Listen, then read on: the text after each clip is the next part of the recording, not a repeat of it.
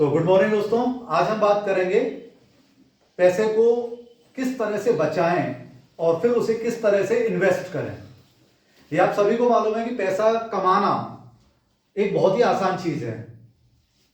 कुछ सुनकर अजीब लग रहा है, लेकिन हकीकत की बात है, पैसा कमाना बहुत आसान है, लेकिन उसको सेव करना, उसे इन्वेस्ट करना, उसे इस तरह से इन्वेस्ट करना कि फ्यूचर में वो पैसा, आपका जो आज का पैसा है, वो फ्यूचर के लिए एक बड़ी वेल्थ आपके क्रिएट करे, ये एक बहुत बड़ी प्रॉब्लम रहती है।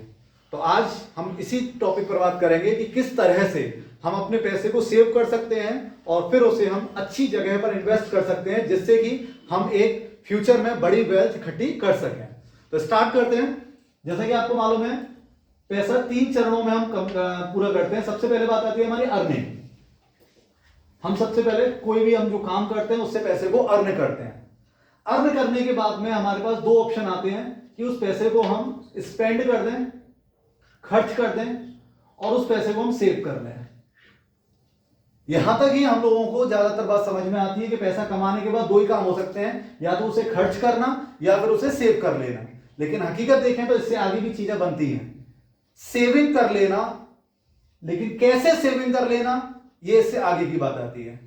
सेविंग का मतलब केवल पैसे को बचाना नहीं होता है, क्योंकि अगर हम सेव को अगर हम हिंदी ट्रांसलेट करें, सेव का मतलब होता है बचाना। आपने सोचा कि आप 100 रुपए की अर्निंग करते हैं, 40 रुपए खर्च करते हैं, 60 रुपए आप बचा लेते हैं। आपने सोचा 60 रुपए मैंने रख लिए तो 60 रुपए की मेरी बचत हो गई, लेकिन हकीकत में आप देखें तो आप नुकसान में जा रहे हैं, क्योंकि 10% की अगर महंगाई दर से हिसाब लगाते हैं तो 1 साल बाद, यानी कि ये 60 रुपए 1 साल बाद -10%, 60 - 10%, 60 - 6, यानी कि ये आपके 54 रुपए, 54 रुपीज रह जाएंगे।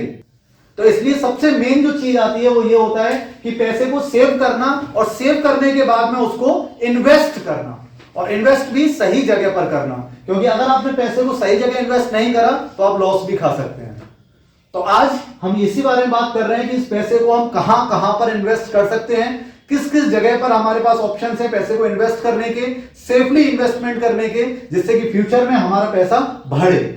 देखिए, पैसा कमाना सबको आता है, शुरुआत ही हमने यहां से करी थी, लेकिन सबसे मेन चीज होती है उस पैसे को डेवलप करना, उस पैसे को वेल्थ इकट्ठी करना।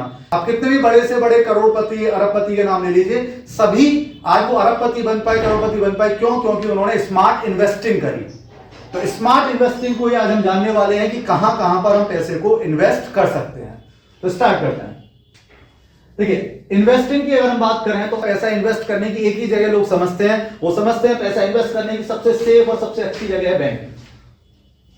ये इंडियंस, हम लोग जो इंडियंस हैं वो सबसे ज्यादा यहीं पर पैसे को अपने को हम मानते हैं कि इन्वेस्ट कर रहे हैं, लेकिन क्या वास्तव में बैंक में पैसा जमा करना इन्वेस्टिंग है? वीडियो पूरा देखिए, आपको मालूम पड़ने वाला है। दूसरी जगह हम जो जहां पर पसंद करते हैं पैसा डालना अपना, वो होती है हमारी पोस्ट ऑफिस। बैंक के अलावा हम दूसरी जगह पोस्ट ऑफिस में हम लोग जाकर पैसे को डाल आते हैं। हम कहते हैं यहां पर हमने सेविंग करा, यहां पर इन्वेस्टिंग कर रहे हैं। सबसे पहले बात करते हैं बैंक की। ये हमारे इंडियंस के लिए सबसे अच्छी, सबसे सेफ जगह मानी जाती है कि हम बैंक में पैसा जाकर रखकर आते हैं। हमको लगता है बैंक में पैसा जमा करना सबसे ज्यादा सेफ है। यहां पर पैसा जमा करने से आपका पैसा बहुत बढ़िया ढंग से सेफ चल रहा है, प्लस आपको इंटरेस्ट मिल रही है और आपका पैसा बढ़ रहा है।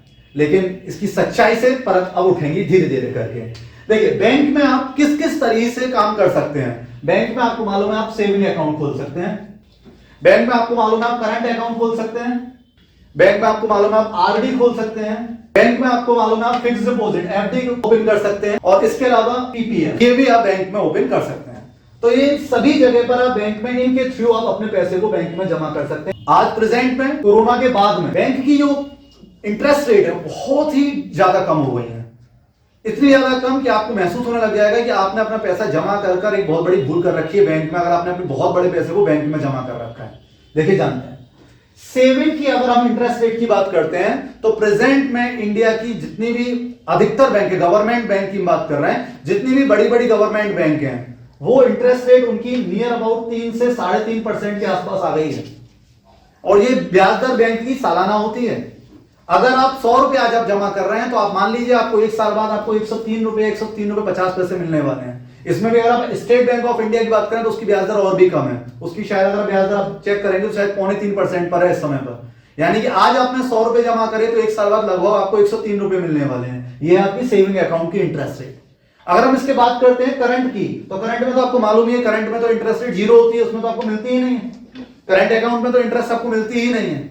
इसके बाद बात करते हैं आरडी। तो आरडी भी इस समय आपको 5 से 6% इंटरेस्ट रेट दे रही है। 5 से 6% मतलब समझते हैं, 100 रुपए से सबसे सिंपल सा एग्जांपल लेकर चलेंगे। 100 रुपए अगर आज आप जमा करते हैं तो 1 साल बाद आपका पैसा 105 106 रुपए पर पहुंचने वाला है। और अगर आप बात करते हैं एफडी की, तो इस समय एफडी भी आपको लगभग 6% का रिटर्न दे रही है, 6 से 6.5% रिटर्न दे रही है एफडी। यानी 100 रुपए आप जमा करते हैं तो 1 साल बाद आपको मिलने वाला है 106 रुपए 50 पैसे। और अगर आप बात करते हैं पीपीएल, इसको थोड़ा सा डिले करते हैं। पहले ये बैंक के नॉर्मल ऑप्शंस होते हैं। जनरली पर्सन जाता है बैंक में अकाउंट खुलवाने, वो इन्हीं अकाउंट के थ्रू वर्क करता है।